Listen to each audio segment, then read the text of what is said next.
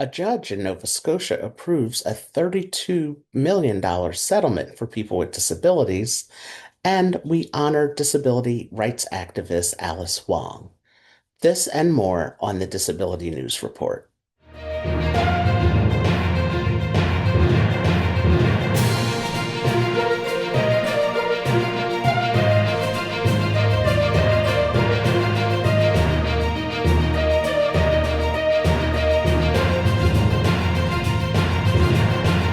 This is the Disability News Report with host Arthur Aston. For our first story, we take you to Nova Scotia, where a judge recently approved a $32 million settlement for residents with disabilities who were denied social assistance benefits.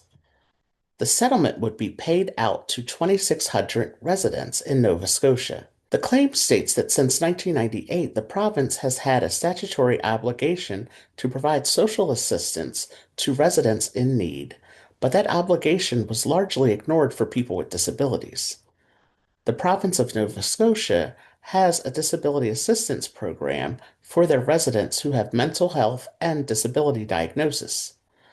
Without that financial support, many of the residents who are disabled were forced to live with relatives or institutional facilities that were at times far away from their families. Public funds set aside for disability assistance benefits were limited by an arbitrary cap and were treated as discretionary, which resulted in many applicants being placed on wait lists. In 2021, the Disability Rights Coalition won a Nova Scotia Court of Appeals decision that identified systemic discrimination against people with disabilities seeking housing and support in the community. The results of that case, however, prompted a Human Rights Board of Inquiry to draft a list of reforms required to address the province's shortcomings. A Supreme Court justice said that this current settlement could actually raise to be $34 million. We will follow up with any new developments in this story that we are able to find in the future. Our next story is Millersville University president shares message of inclusion at local conference on encountering disability. Millersville University president Daniel Wuba and his wife Judith recently spoke at Encountering Disability, 3 days of community building, a conference that was organized by St. James Episcopal Church of Lancaster, alongside sponsors including Millersville University and other community partners. President Wuba shared information about Millersville University's Integrated Studies Initiative. This initiative provides students with intellectual disabilities access to full-time, inclusive post-secondary education and an integrated residential experience.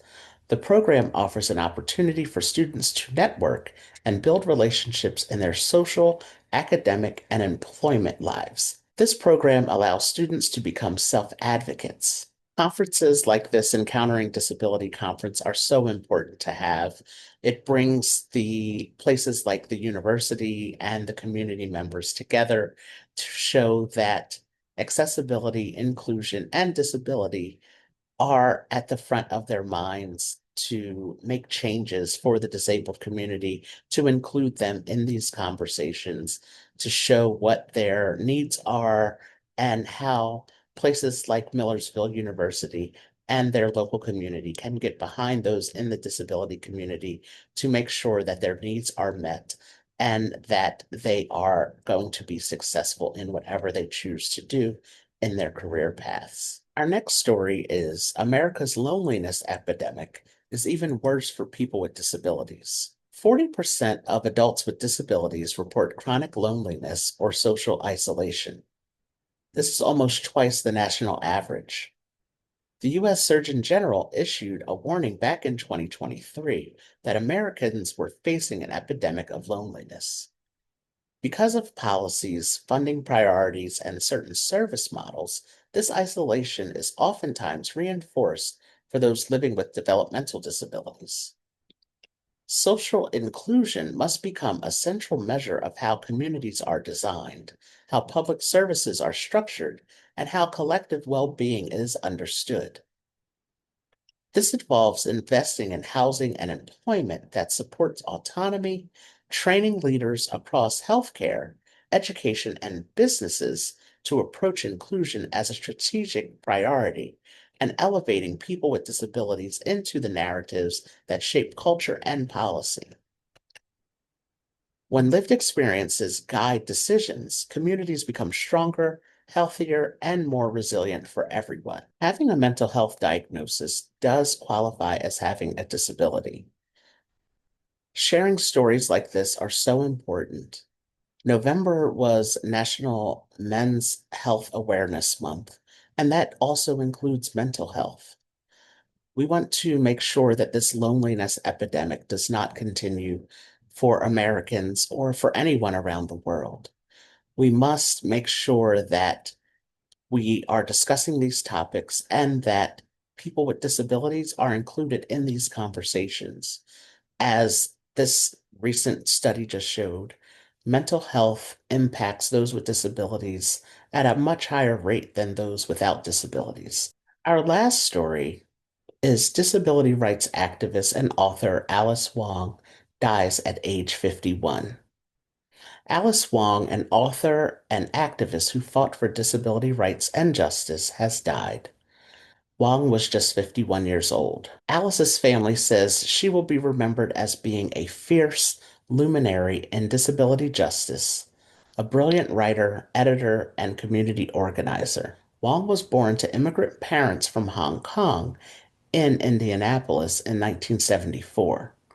She was diagnosed at birth with muscular dystrophy, a progressive neuromuscular disease that slowly weakened her muscles, and doctors told her parents that she would not live to the age of 18. Wong co-founded Crip the Vote in 2016, a nonpartisan online movement that facilitates discussions about disability issues between voters and politicians. Alice was passionate about dismantling ableism and served at President Obama's behest on the National Council on Disabilities from 2013 to 2015. Alice was a well-known author, known for writing many books, including her memoir, Year of the Tiger. I think we all can benefit from Alice's own words when she said she is radically committed to a life of pleasure and joy.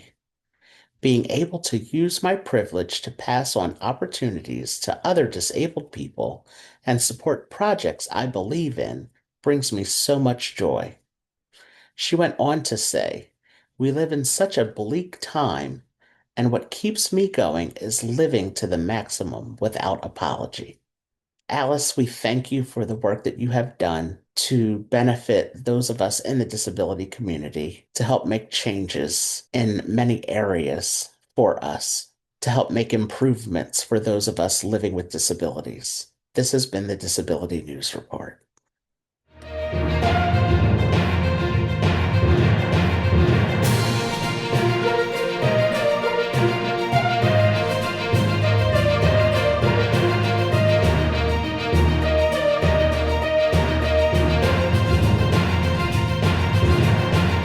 This is the Disability News Report with host Arthur Aston.